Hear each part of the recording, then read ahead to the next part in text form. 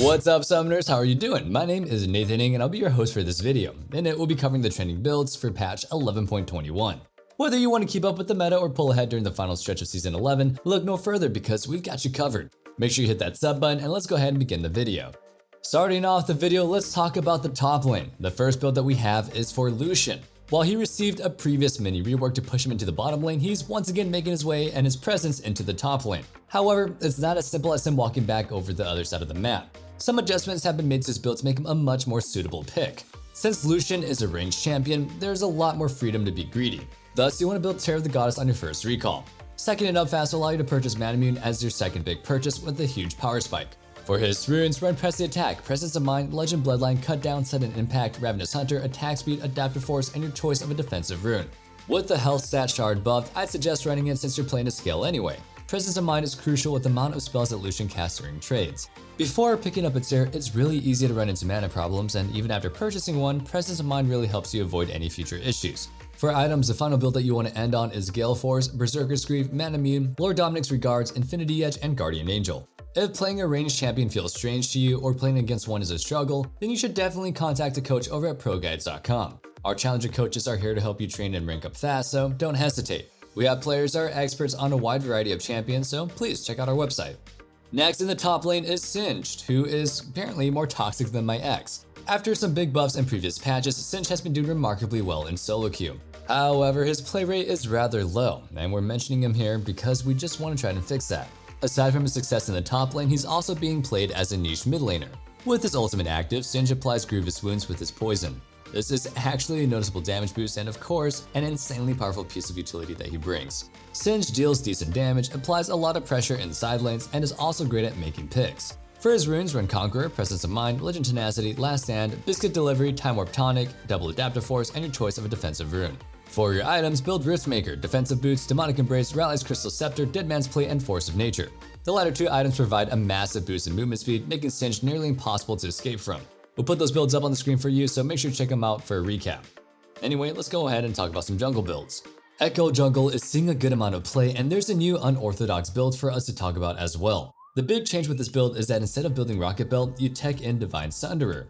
It deals solid damage with a Spellblade effect, makes Ekko significantly tankier, and the mythic passive adds a generous amount of magic penetration to the mix. With this simple change, players have turned Ekko into a pseudo-brawler that can honestly scrap and take a solid beating since he can easily cast his ultimate and then just escape from danger. Of course, Ekko is objectively a solid pick as well since he scales. He clears the jungle quickly, and brings a ton of dive pressure once he has his ultimate. For his runes, run Conqueror, Presence of Mind, Legend Tenacity, Coup de Grace, Cosmic Insight, Magical Footwear, Attack Speed, Adaptive Force, and a defensive rune. Presence of Mind is crucial during teamfights because this build doesn't really include any bonus mana. Running out of mana in the middle of a fight can only lead to disaster, so it's much better to play it safe. For his items, build Nashor's Tooth, Sorcerer's Shoes, Divine Sunderer, Zhonya's Hourglass, Cosmic Drive, and Rabadon's Death Cap. Since this build does make Ekko a little bit tankier, it replaces Zhonya's with some extra damage. Next is a build for Gwen jungle. Gwen scaling is ridiculous, and the entire point behind this pick is to power farm and dominate later into the game. As a result, you want to run Summoner Teleport. AFK farming in the jungle is definitely a hindrance to your teammates, and to work around this, Teleport is actually a great option. While clearing the jungle, Teleport allows a player to always be ready for a potential counter gank. This way, your team still has a jungler, even when you choose to focus on maximizing your clear speed. For runes, run Conqueror, Triumph, Legend Alacrity, Last Stand, Magical Footwear, Cosmic Insight, Attack Speed, Adaptive Force, and then your choice of a defensive rune. For her items, build Nashor's Tooth, Ionian Boots of Lucidity, Riftmaker, Zhonya's Hourglass, Cosmic Drive, and Morello Nomicon or Rabadon's Death Cap. Of course, Morello is what you take when you need the healing reduction, but otherwise build Rabadons for the giant AP spike. Those are the jungle buffs. If you missed them, we put them up on the screen once again. Now, let's go ahead and run through the mid lane. The first mid lane build is for Kled. As an aggressive, all-in type character, Kled's relentless aggression and kill pressure proves to be rather oppressive to play against. It's not uncommon for players to concede the lane and try to instead farm to avoid dying early on. This is where Kled's ultimate and incredible diving comes into play. The difference with Kled's mid build is that you can go ahead and rush a Yumu's Ghostblade for an aggressive early power spike for both burst damage and map mobility. Once you have it, you're quickly able to roam either top or mid, which honestly, you should. Kled's ultimate makes him an oppressive diver, and enemy players must respect that. Sitting under turret usually isn't enough against Kled since he can easily set up dives with Skarl's assistance. For runes, run Conqueror, Triumph, Legend Alacrity, Last Stand, Sudden Impact, Ravenous Hunter, Attack Speed, Adaptive Force, and your choice of a defensive rune. For his items, build Yumu's Ghostblade, Defensive Boots, Gore Drinker, Titanic Hydra, Syrax Gauge, and Guardian Angel. Before moving forward, let me ask you our question of the day. What do you think about the current length of games? Is it too short, too long, or just right in your opinion? Which, by the way, I guess length does matter here. I think they're in a pretty good spot. I don't usually enjoy playing hour-long games, and somewhere between 20 and 30 minutes is just kind of right for me. Let me know your thoughts, and let's get back into the video. Do you remember when Sejuani was popular for just one hot minute? Well, she's back, and we've got that build for you. AP Sejuani brings in a ton of crowd control to the table, as well as a surprising amount of burst damage. The combination of her crowd control chain and damage when building AP makes her a lethal opponent to play against. Since it is a team game, well, usually at least, getting caught up by one form of crowd control usually leads to death since her teammates can just follow up with ease. When she singles out squishies, AP Sejuani has no problem blowing them up like any other AP carry. For her runes, run Electrocute, Cheap Shot, Eyeball Collection, Ultimate Hunter, Transcendence, Scorch, Double Adaptive, and your choice of a defensive rune. The items are Rocket Belt, Sorcerer's Shoes, Horizon Focus, Cosmic Drive, Void Staff, and Rabadon's Death Cap. And that covers our mid lane builds, so we put them up on the screen once again for you to check out. Make sure you save them or take notes, and let's go ahead and move on to the bottom lane to wrap things up. There's been a ton of talk in regards to AP bot laners recently.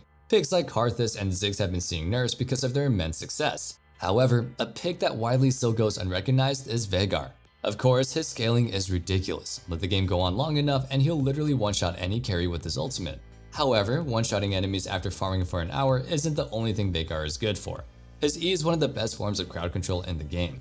Even when the stun doesn't land, it chokes the enemies out and they're stuck in a bad spot. So if you're into choking, this might be the champion for you. Landing the stun is ideal, of course, since it can land his Q and W for free and either blow up or just get close to eliminating the enemy. For runes, run Electrocute, Cheap Shot, Eyeball Collection, Ravenous Hunter, Mana Flow Band, Transcendence, Double Adaptive Force, and a defensive rune. For items, build Everfrost, Sorcerer's Shoes, Void Staff, Rabadon's Death Cap, Zanya's Hourglass, and a Cosmic Drive. In cases where you need Zanya's earlier because of divers or a specific opponent, you can purchase it earlier on in this build. I won't stop you.